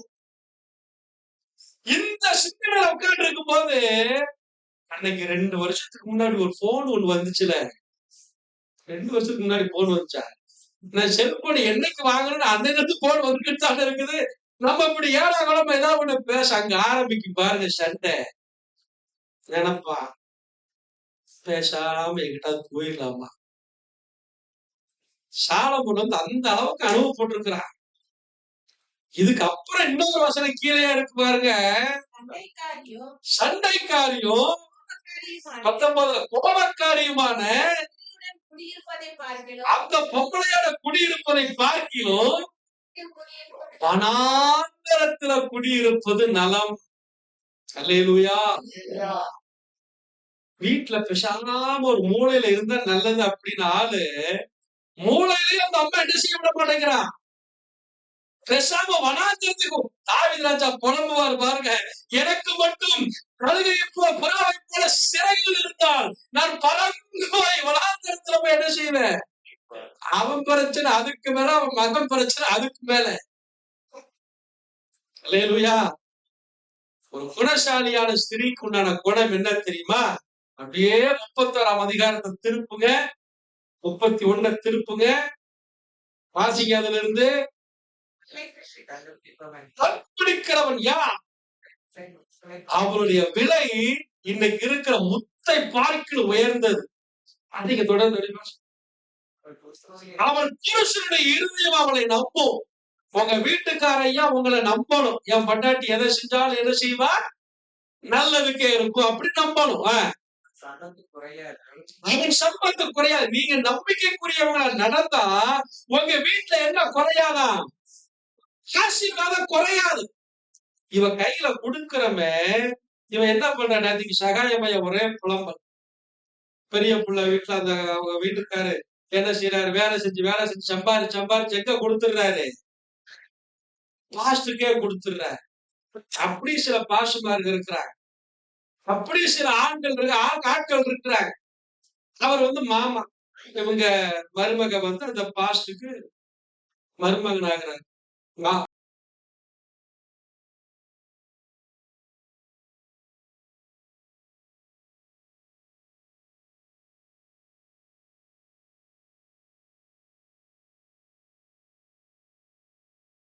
காரியம் பரவாயில்ல. சம்பாதிக்கிற எல்லாத்தையும் கொடுத்தா வியாதி, அவனுக்கு சிக்கு வியாதி, அதுக்கு என்ன செய்ய? எனக்கு ஒரு பிரச்சனை அப்படின்னா நீங்க சம்பாதிக்கிற எல்லாத்தையும் எனக்கே கொடுங்க அப்படின்னு எத்தனை பேர் கொடுப்பீங்களா? பாதி பேர் சர்ச்சுக்கே வர மாட்டீங்க. பாஸ்டுக்கு சீக்கு வந்துருச்சு, அவர் பிரசங்கம் முன்னாடி ஓடாது, அவர் ரொம்ப நல்லா நிக்க மாட்டாரு, நல்ல சபையை பார்த்து என்ன செஞ்சிடலாம்? அப்படி போயிருவீங்களா? போக மாட்டீங்களா? நம்பிக்கைக்கு உரியவரே உங்களத்தாண்டவரே நான் நம்புறேன். ஒரு ஆள் சொல்லுது, 2 பேர் சொல்றோம். சபையா சொன்னாதான் எங்களுக்கு உற்சாகமா இருக்கும். இல்லையா? ஆனா ஆசீர்வாதம் எது அப்படின்னா, நம்ம தேவனுக்குரியதை தேவனுக்கு, ராயனுக்குரியதை ராயனுக்கு கொடுத்தாதான் ஆசீர்வாதம். நமக்கு அந்த ஞானம் கொடுத்துருக்கிறாருல்ல, நமக்கு ஒரு குடும்பம் இருக்குல்ல. நேற்றுக்கு அதான் சொல்லி ஒரே புலம்பெடுப்பா அவங்களுக்கா ஜோம் பண்ணுங்க. இல்லையா? சரி, அடுத்து கீழே அப்படியே ஒவ்வொன்றா இருக்கு பாருங்க. தீமை அல்ல, புருஷனுக்கு நல்லதே செய்யணும் அப்படின்னு என்ன செய்யணுமா? நம்ம நல்லதே செய்யணும் அப்படின்னாக்க என்ன செய்யறது? நல்லதே செய்யணும் என்ன செய்யணும்? கஷ்டப்பட்டு வேலைக்கு போயிட்டு வர்றாரா? ஒரு மாதிரி மூஞ்சி முகரம் எல்லாம் ஒரு மாதிரி டயர்டா இருக்குது. என்ன செய்யணும்? டக்குன்னு அப்படியே தண்ணியை மோந்து கொடுத்து என்ன செய்யணும்? பூஸ்டோ ஹார்லிக்ஸோ வீட்டுல வாங்கி வைக்கணும். புருஷன்மார்களை கவர் பண்றதுக்கு இதெல்லாம் நல்ல டிப்ஸ் உங்களுக்கு சொல்லி தர்றேன். எங்க வீட்டுல டீயா நான் தான் போடுவேன், அது 2வது. சரியா? உங்களுக்கு இருக்க பாசமா எனக்கு இதுல நாங்க ஈரோட எதுவும் பாக்குறது கிடையாது. காலையில வாக்கிங் போவேன், பாலை வாங்கிட்டு வருவேன், என்ன செய்வேன்? டீய போட்டு செடிக்கு அமைப்பு இந்த 2 நாள் காப்பி கட்டுறேன். அவளுக்கு காப்பி, அவளுக்கு டீ. உங்களுக்கு நான் சொல்ற காரியம் என்னன்னா, டயர்டா என்ன செய்யணும்? கொஞ்சம் பார்க்கணும். முகரம் எப்படி இருக்கு, ஆளு கொஞ்சம் தெளிவா வருதா, டல்லா இருக்கா, பார்த்து என்ன செய்யலாம்? கொடுத்து பாருங்களேன். உங்க புருஷன் என்ன தெரியுமா சொல்லுவாரு? இன்னைக்கு என்னமோ புதுசா என்னமோ பண்ற அப்படிம்பா. நீங்க உடனே கொந்தளிச்சிடக்கூடாது. என்ன செய்யணும்? ஆமா, இனிமேல் எல்லாமே புதுசா தான் இருக்கும் அப்படி சொல்லிடணும். இனிமேல் எல்லாமே புதுசா தான் இருக்கும் அப்படி சொல்லிட்டீங்கன்னா அந்த சாந்தமாயிருவார். உனக்கு போய் கொடுத்த பாரு, நீ இப்ப மூச்ச பார்த்தா டயர்டா இருக்குது, உனக்கு எல்லாம் உனக்கு கொடுக்காதுச்சு, கொடுத்தா நீ என்ன செய்யற? இப்படி எல்லாம் சொன்னோம்னா என்ன ஆகும்? இப்படித்தான் அந்த வீட்டை விட்டு போயிடுவார். சரி போட்டோம், நேரம் போயிட்டே இருக்கு, டைம் ஆகுது. கீழே நீங்க பாத்தீங்கன்னா அவள் அந்த அளவுக்கு சுறுசுறுப்பானவள், இந்த அளவுக்கு சுறுசுறுப்பானவ, தன் வீட்டுல எந்த குறையும் இல்லை என்று சொல்லி என்ன செய்யறானா? தைரியமா இருப்பாளா. இதுதான் ஒரு குணசாலிக்கான அடையா. நீங்க குணசாலியான ஸ்திரியா இருந்தீங்கன்னா உங்க வீட்டுக்காருடைய பேரும் பெருமையும் உங்க ஊருக்குள்ள என்ன ஆகும்? பரவும். இல்லையா? கடைசியா ஒண்ணு சொல்லிடுறேன். லூக்கா 1:27-38 வரைக்கும் வாசிங்க. ஸ்திரீகள் எதுல பலம் உள்ளவர்கள் அப்படின்னா, வாசிக்கிறீங்களா? 27. தாவீது வம்சத்தானாகிய யோசேப்பு என்கிற நாமுள்ள புருஷனுக்கு ஒரு கன்னிகையினிடத்திற்கு தேவனால் அனுப்பப்பட்டான். அந்த கன்னிகையின் பேர் மரியாள். அவள் இருந்த வீட்டில் தேவதூதன் பிரவேசித்து, பெற்றவளே வாழ்க, வாழ்க, உடனே இருக்கிறார், ஸ்திரீகளுக்குள்ளே நீ ஆசீர்வதிக்கப்பட்டவள். அவளோ அவனை கண்டு அவன் வார்த்தையினால் கலங்கி 35 வாசிச்சிருக்க. தேவதூதன் அவனுக்கு பிரதியுத்தரமாக பரிசுத்த ஆவி உன்மேல் வரும், அவனுடைய பலம் உன்மேல் நிழலிடும், ஆதலால் பரிசுத்தம் உள்ளது. நான் உங்களுக்கு சொல்லிடுறேன். கடைசியா உங்களுக்கு பலன் எது தெரியுமா? ஆண்டவன் நிமித்தம் ஏதாயிலும் பாடுகள், நிந்தைகள், அவமானங்கள் வந்துச்சு அப்படின்னா அதை நீங்க தாராளமாய் மனப்பூர்வமாய் சகித்தால் அல்லது சந்தித்தால் நீங்க பலமுள்ள தேவ பிள்ளைகள். இல்லையா? நல்லா பாருங்களேன். ஒரு கல்யாணம் ஆகாத பிள்ளை கர்ப்பவதி ஆயிட்டா அப்படின்னா ஊருக்குள்ள என்னென்ன பேசுவாங்க. மரியாதை கேட்கிற தேவதூதன்ட்ட, இது எப்படியா நடக்கும்? இதுவரைக்கும் இப்படிலாம் நடந்தது இல்லையே, இது எப்படி நடக்கும்? எனக்குன்னு கல்யாணமே ஆகலையே. அப்பதான் சொல்றாரு, பரிசுத்த ஆவி உன் மேல வரும், உடைய பலன் உன் மேல வரும்போது நீ கர்ப்பவதி ஆயிருவ அப்படிங்கிற. அதுக்கு அந்த அம்மா சொல்றா, ஏதோ நான் ஆண்டவருக்கு அடிமை. அப்படின்னா என்ன? நான் என்ன செய்யணுமோ நான் ஒப்பு கொடுக்கிறேன். நீங்க என்னை குறித்து என்ன வச்சிருக்கிறீங்களோ அதை நீங்க செய்யுங்க. யோசேப்பு கேள்விப்பட்டோம், அவரு என்ன ஆயிட்டாரு? கொஞ்சம் ஷாக் ஆயிட்டார். தேவதூதன் போய் சொன்ன உடனே அவரு கிளியர் ஆயிட்டார். இப்ப இந்த அம்மா போகும்போதெல்லாம் உலகம் என்ன பேசும், ஊர் என்ன பேசியிருக்கும், எவ்வளவு நிந்தனை, எவ்வளவு கேவலம், எவ்வளவு அவமானம். வசனம் சொல்லுது, இயேசுவை நீங்க பெற்றெடுக்கிற ஸ்திரீகளா இருப்பீர்களேயானா நீங்க பலமுள்ள ஸ்திரீகள். எகிப்திய ஸ்திரீகள் இயேசுவை பெற்றெடுக்க மாட்டாங்க. எகிப்திய ஸ்திரீகள் குணசாலியா இருக்க மாட்டாங்க. எகிப்திய ஸ்திரீகள் கர்த்தருடைய கிரியைகளை வெளிப்படுத்த மாட்டாங்க. எகிப்திய ஸ்திரீகள் உற்சாகமா இருக்க மாட்டாங்க. எகிப்திய ஸ்திரீகள் மனப்பூர்வமா இருக்க மாட்டாங்க. எபிரேய ஸ்திரீகள் இந்த எல்லா காரியத்துல எப்படி இருப்பாங்க? தன்னை ஈடுபடுத்திக் கொள்வார்கள். நீங்க எல்லாரையும் ஆண்டவர், இந்த சபையில் இருக்கிற எல்லா பெண்களையும் பிள்ளைகளையும் ஆண்டவர் எபிரேய ஸ்திரீகளாய் பார்க்கிறார். எல்லாம் எழுப்பி நிற்போம். எபிரேய ஸ்திரீகளாய் உங்களை பார்க்கிறார். நீங்க சரீரத்துல ஒருவேளை பலவீனப்பட்டிருக்கலாம், பொருளாதாரத்துல ஒருவேளை பலவீனப்பட்டிருக்கலாம், ஒருவேளை உங்களுடைய பொருளாதாரம் ரொம்ப வீக்கா இருக்கலாம், எப்படி இருக்குமோ தெரியாது. ஆனா கர்த்தருடைய வார்த்தை சொல்லுது, பலத்தினாலும் அல்ல, பராக்கிரமத்தினாலும் அல்ல, தேவனுடைய ஆவியினால எல்லாம் எழுப்பி நிக்கலாமா?